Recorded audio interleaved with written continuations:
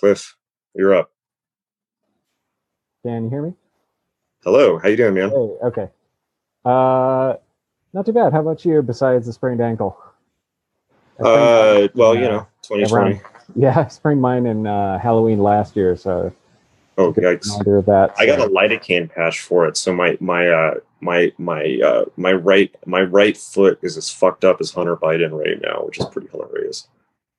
well, I was going to say that I recently it sprained ankles are kind of a pain because they take a while to heal. One of the things I started doing this year, because it had already healed, but it was still kind of weak, I started doing the ibis pose on each of Okay, those feet. So I recommend that.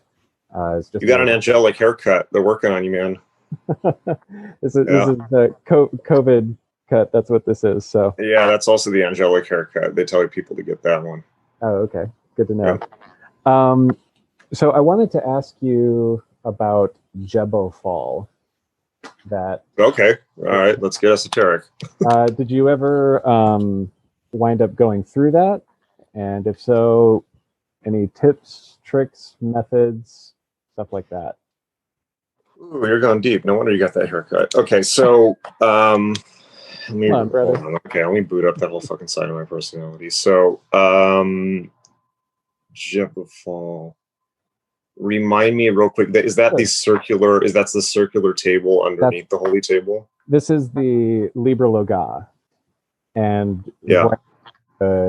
copying in angelic letters, the initial 49 by 49 tables.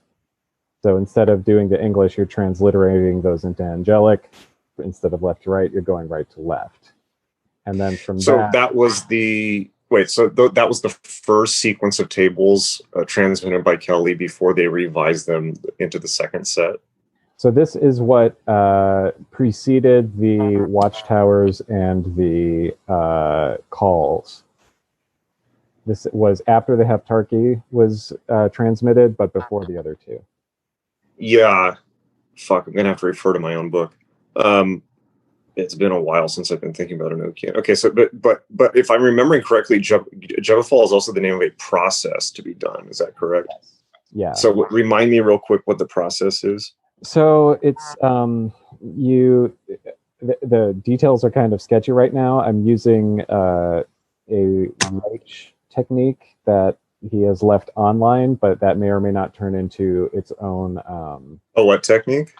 Aaron Leitch, he has a Oh yeah, technique. yeah. Okay. Well, he knows his shit. I mean, I Yeah, would. yeah, yeah. Yeah. So I'm going to be using that, but basically you can do like 9 days of sanctification, and you open the book, and you either the first day you don't make a call, you'd make the true first call of silence, and then from that then on you go and you read each of the calls as well as doing the prayer of Enoch three Oh times a yeah, yeah, day. yeah. Yeah, Okay. yeah, yeah. So yeah. Okay. Sorry, this is jarring my memory now. Okay. So Gebofal is actually the process of doing the attunement to the table. Is that correct? Like the Uh, 19-day working? it's the it, it's supposed to be the equivalent of it's supposed to be 49 gates of wisdom as opposed to Bina.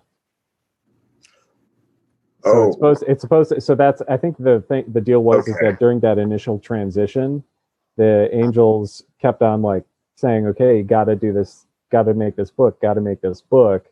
And D, for whatever reason, thought, oh well, the angels are, you said you would do that, and that they're like, no, no, no, no, you got to do that, finish it up. And then after they did that, what apparently that's when the calls and the the watchtowers and then the calls were transmitted after that. Yeah. Okay. I'm trying to like fuck. All my books are. I would literally go get the book and Aaron Leach's book because he Yeah, talks yeah, about that in the first angelical language books. All my books are boxed up right now. that's all right. So if I'm remembering correctly, though, I think if I'm correct, like Jebufal means in general the entire process of angelic attunement. It essentially means the entire Enochian great work in a sense. I get the sense that it was. I mean, I'm writing the tables now. It's interesting. I can sort of feel like subtle body work going on as I do it, and I'm noticing, and also it's sort of like there's this phrase about, you know, you start in a magical system and then you become initiated into the mind of the person who originally had that system. And I'm noticing, like, as I go through it, there's like patterns in it that are reminiscent. There's like insertions, deletions, repetitions, transpositions, all of which are very reminiscent of what makes DNA so much fun. But it seems like on the one hand, there's this cryptographic element, but on the other hand, there's this linguistic element. And but if you haven't gone through the process, that's cool. Or if well, I might have. I need to just be clear about what it actually is. If you're talking about the 19-day working, then yes. And I think that's what that's not it. That's not. It's a. That's not it. Okay. Yeah. So if you're talking about the tables, so all of the tables that were transmitted. So okay. So you're talking about. So okay. So let's talk about the table. So just to be clear, we're talking about we're talking about Liber Leogeth, right? You're talking about the 40. Yeah. Okay. Great. So those tables were transmitted prior to the watchtowers and all of that, and so forth. So one thing so I'll point out one thing, and I can't remember exactly how it pertains to these, but I pointed out in the book, is that what I realized when I really, really was scrutinizing this stuff, what I realized was that what had happened throughout the entire D and Kelly workings is that the angels, in almost every case, whether it's the table or the ring or any of that stuff, they originally they transmit one version, and then they come back and say we got it wrong and transmit a new version. In almost every case. I know they did that for the watchtowers, but I haven't delved as deep into the Heptarchy. They also did it for the Lamin. They did it for the ring. They obviously did it for the watchtowers because they transmitted the table of Raphael. Yeah, they had that one seal that Uriel gave them, and then that's a devilish kind of thing, and that was an eluding spirit. Yeah, but they did that for basically everything transmitted in the system, if you really pare it down. And so, you know, I was looking at that, and it's kind of like, well, a conclusion that one can make, and I think Londecat makes the same conclusion, but I tend to agree with it, is that a lot of what was transmitted in the Enochian sessions was done for the purpose of attuning the nervous systems of Dee and Kelly prior to what really needed to be put through. Right. And so the actual line on those 49 tables is that was so they transmitted those tables, and then there were cryptographic codes within them from which they got the governors of the Aethers and a bunch of other stuff. Mm-hmm. And well, if I'm remembering correctly. So it's interesting thinking about this, because I put some stuff up on my blog about how this might have worked or how it might have been derived. And one of the things is, if you take out the names of God from each of the Watchtower tablets, because if you have speech of God, why would God be talking to himself necessarily? Just as a theory, you know. Then what you're left with is, including the Black Cross, what you're left with is a 24 by 24 tablet. And if you have a 49 by 49 tablet, and you put each of the 24 here, 24 by 24 here, so on and so forth, what you're left is a 49 cross in the middle. So I think there's a lot to this. It's intriguing me on a lot of levels. But one of the thoughts that I had about this, I mean, Leitch talks about how people who have gone through this process, himself included, presumably, have mentioned that there's a lot of benefits down the road, which I don't doubt. But one of the things that it suggests to me is that if you were to go through this process, something like what Dee and Kelly got was something unique to them.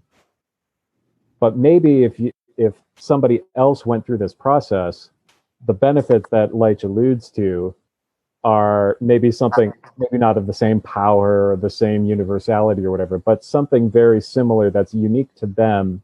That's sort of like a blessing that comes at the end of it. Sure, I'll buy it. Yeah, that's my experience of pretty much all ceremonial magic. Yeah, that's why that's part of the reason why I'm like on Leaf 12A right now and willing to make a year-long commitment to this. Okay. Well, there's only one way to find out. Yeah, that's right. I'll let you know. 2021, 2022. So, all right. Yeah, I mean, I think I'm not sure what I have to say that's helpful. I mean, I know that that those.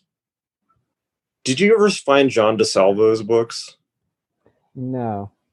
So John DeSalvo wrote a trilogy of books about Enochian for Inner Traditions, and he was like the guy that was writing a bunch of Enochian stuff at Inner Traditions before I did that D book, and they're all about those tables.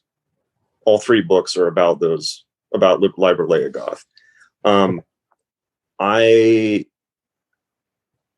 strenuously went through those books looking for anything, because I literally went through everything possible, literally everything possible, at least within Enochiana, to including people's master's theses and all kinds of PhD, everything, in order to do that book. And I strenuously went through John DeSalvo's books, and I couldn't find anything in them that seemed A, academically rigorous, or B, plausible. But that said, you might want to, and well, I shouldn't say this. He was pissed that I didn't cite his books when the John D book came out, but whatever. Okay. But that said, he did talk a lot about those, and maybe if you take a look at those books, there will be something that sparks. He has this whole theory that there was like a 50th page of Liber Leogoth or something like that, which doesn't make sense to me at all, because if you read the actual sessions, it's very clear that it's supposed to be silence, I think, as you're pointing it out. Mm-hmm. So, but you could take a look at that. And it doesn't match up with this being wisdom as opposed to Bina, which would be 49 plus 1. Well, that I haven't heard. And I will point out one thing, which is that if you read the Vision and the Voice, there's, in the Vision of the Voice, Crowley goes through the Aethers and through Bina, obviously. And as he approaches the final 10 Aethers, there is tons of talk about a follow-up process in Hokmah, but it has nothing to do with Liber Leogoth, as far as I remember. And he did write down the record from that. You can find it online. I don't think it's ever been published. Okay. Is that DESA or DISALVO? Oh, John DeSalvo? Yeah. DESALVO. All right. So I don't know what to say other than to encourage you to continue experimenting, because obviously Enochian is vast, bewildering, and has tons of treasure to be discovered. I'm burnt out on Enochian. It's not enough. There's so much, the 7 lifetimes wouldn't do it, but Yeah. So I'll just say, it's like, eventually you kind of have to cut yourself off, I think. But it's like, all right, last call. But I'll put it this way: like, a lot of the nature, I think, of Enochian is meant to be self-destructing, in the sense that, as I pointed out a few times, it's like the world's most complicated magical system in theory that is the most simple in practice. It's like you have all this huge intellectual overhead to do, and then the practice is like really simple and over very quickly. And essentially the training wheels get discarded after that point. But that said, you can most certainly go, you can look at the Heptarchia, you can look at the Round Table of Knowledge, you can look at all this stuff. Like, no one knows what the fuck the deal with the Round Table of Knowledge is. So if you want to go exploring, write it up. I'm curious to find out what you find out. All right. Thank you, brother. Yeah, good luck. Continue your intrepid explorations.